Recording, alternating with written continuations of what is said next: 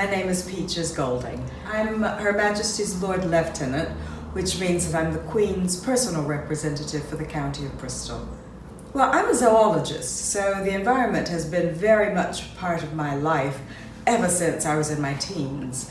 So I guess my activism started probably in about the 1970s. I can remember in the 1960s when there were books written about the silent spring, the fact that DDT and all sorts of pesticides were making the shells of birds' eggs so fragile that when they were incubating them, they were cracking the eggs, and we were losing a lot of the predator birds. So those are my earliest memories about the environment and why we have to look after it and we have to be clear about our responsibility. I guess from the late 1980s, was active here in the UK. In the mid-1990s, I worked with the Prince of Wales on some of the environmental initiatives that he was involved in.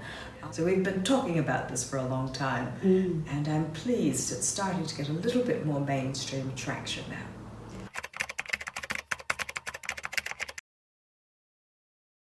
Yes, it's quite clear that climate change is going to affect different parts of the world in very different ways. And so I'm asking leaders to be as flexible as they can be, to be aware of the vulnerable parts of the world which are already facing climate change. They have been for decades. We've not just been calling it that. So let us decide how each nation can participate in making it a safer world for us all.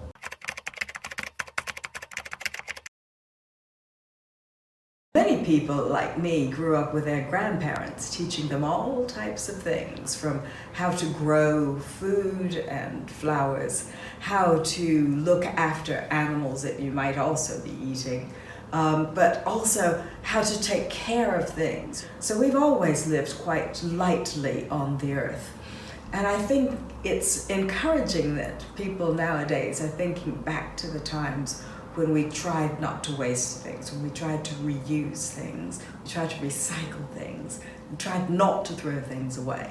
I think that it's incumbent upon all of us to be able to echo and substantiate the work that is going on in so many places. We can amplify the good work that's being done.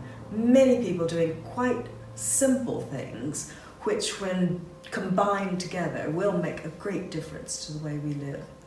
A green and inclusive future is what we're all looking for, and it means that some of us have got to give up some of the things that we take for granted, and it means that we have to think very, very carefully about how we look after this planet. It's the only one like it that we've found in all of the universe.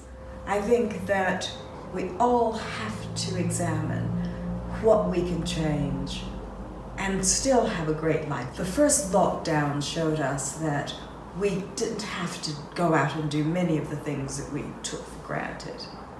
We can live a calmer and a cleaner and a better life for ourselves and our planet as well.